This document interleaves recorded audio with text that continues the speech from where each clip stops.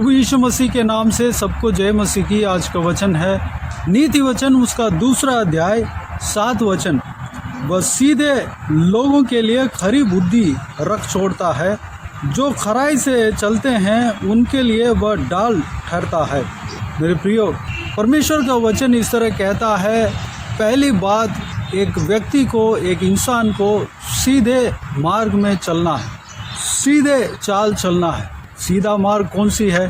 सत्य की मार्ग सीधा मार्ग है। उस मार्ग में जो चलता है वो व्यक्ति खरी बुद्धि पाएगा, यानी कि कोई भी अभिलाषा आ जाए उसमें नहीं गिरेगा और खराई के साथ सत्य के मार्ग में चलने का बुद्धि वो पाएगा।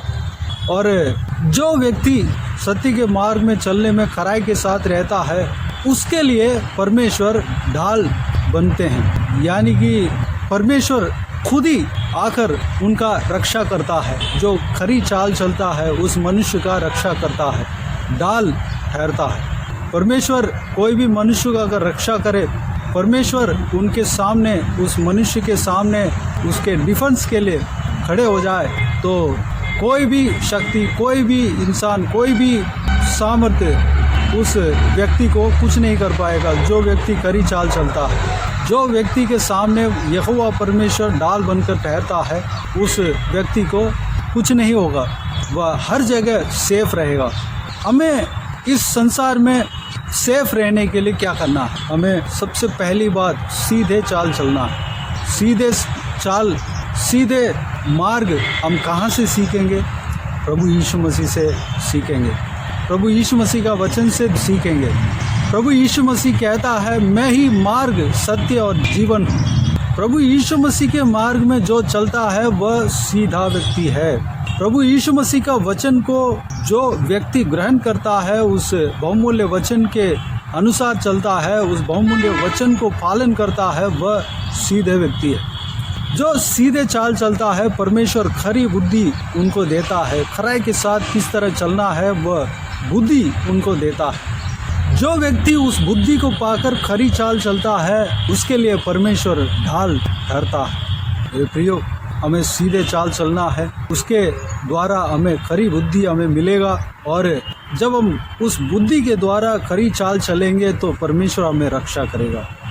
उदाहरण, याकूब जो परमेश्वर के दास था, उनके जीवन में जब हम देखते हैं तो याकूब के पिता इसहाक का 2 पुत्र था।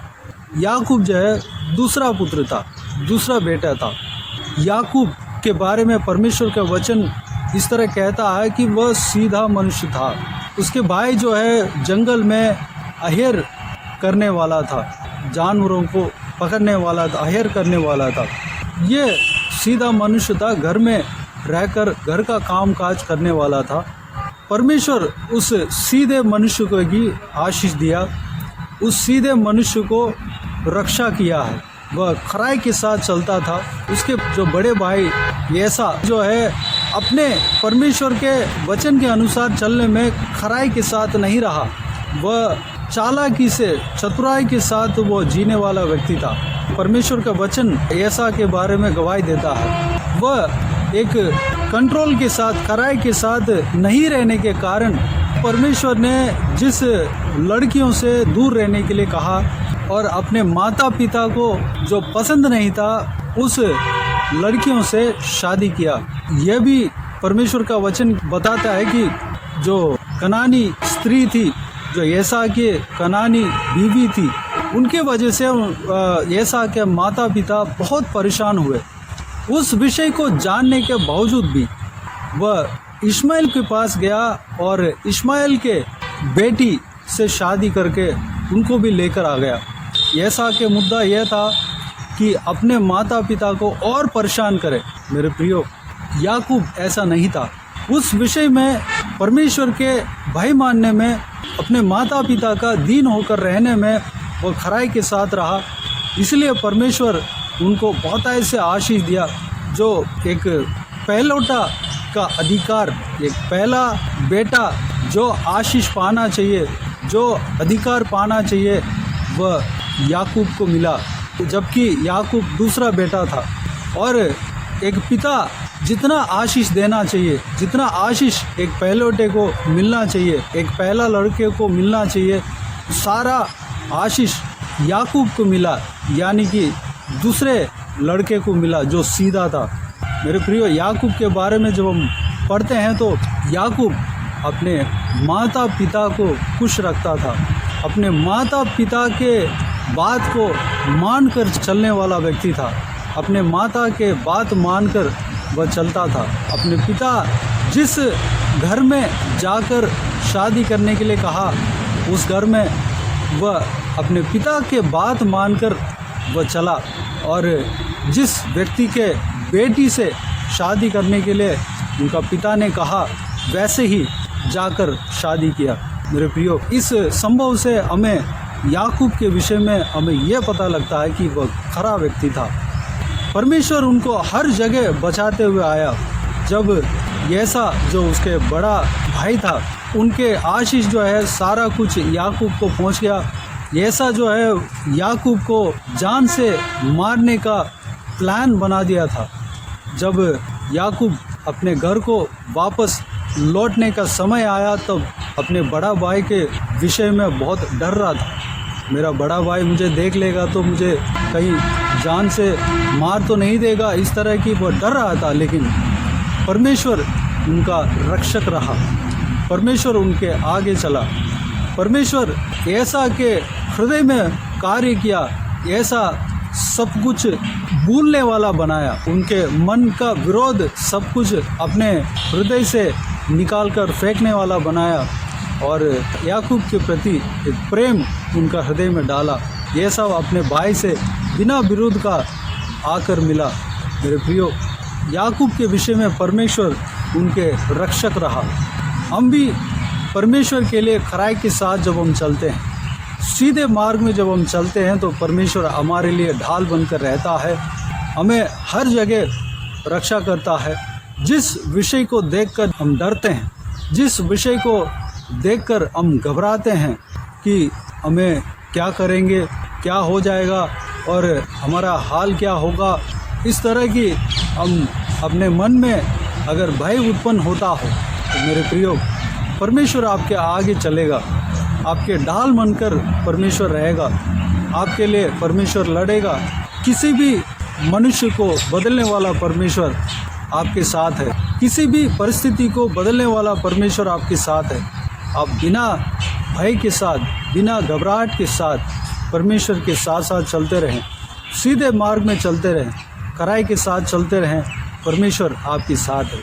प्रभु यीशु मसीह का दूसरा नाम इमानुएल, इमानुएल का अर्थ है परमेश्वर मेरे साथ। हम उस इमानुएल को धन्यवाद दें, स्तुति करें और विश्वास करें, और सीधे मार्ग में चलें, विश्वास के साथ चलें, खरी चाल में चलें।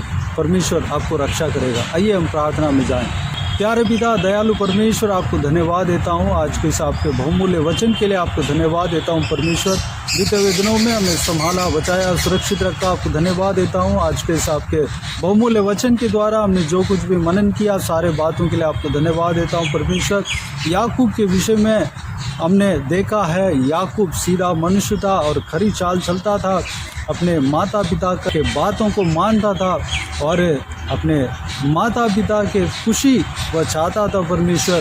पिताजी वह आपके आज्ञाओं को मानने वाला व्यक्ति था, इसलिए उनको बहुतायत से आशीष दिया और उनके संग आप चला, उनके साथ आप रहा, उनको बहुतायत से परमेश्वर आशीष दिया, परमेश्वर उनका वंश को आशीष दिया, परमेश्वर उनके लिए आप ढाल बनकर रहा, परमेश्वर उनके खिलाफ कोई भी हानि होने नहीं दिया, परमेश्वर उनके संग रहा, उनके खिलाफ परमेश्वर ऐसा उनके भाई जो है परमेश्वर उनको मारने के लिए सोचा था कभी, लेकिन उनका हृदय को आपने बदला परमेश्वर, आके प्रेम से बात करने के लिए आप परमेश्वर ऐसा के मन को बदला परमेश्वर। धन्यवाद देता हूँ पिताजी, परमेश्वर याकूब का आप सुरक्षित रखा परमेश्वर। धन्यवाद देता हूँ पिता, आपके वचन जैसे कहते हैं परमेश्वर, हालेलुया। यही नहीं बल्कि परमेश्वर याकूब को और भी बहुत सारे आशीष आपने दिया, पहलौठे का अधिकार उन्हें दिया परमेश्वर, और बाकी जितना भी आशीष जो पहलौठे पाना चाहिए सारा आशीष उन्हें दिया पिता। परमेश्वर हम भी सीधे मनुष्य बनने पाएँ, सच्चा मार्ग में हम चलने पाएँ पिता। आप मार्ग और सत्य और जीवन हो परमेश्वर, आपके पीछे हम चलने पाएँ पिता। आपके लिए हम खरी चाल चलने पाएँ, खरी बुद्धि हमें देना परमेश्वर। जब हम खराई के साथ चलते हैं तो आप हमारे लिए ढाल बनकर रहेंगे परमेश्वर, हमें सुरक्षित रखेंगे, हमारा रक्षक बनेंगे। आपको धन्यवाद देता हूँ परमेश्वर।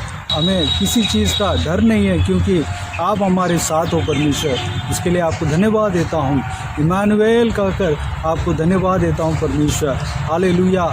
जो इस वीडियो को देखने वालों में से हर एक जन को परमेश्वर इसी तरह आशीष देना, हर एक व्यक्ति के संग रहना, हर एक व्यूअर्स का संग रहना परमेश्वर।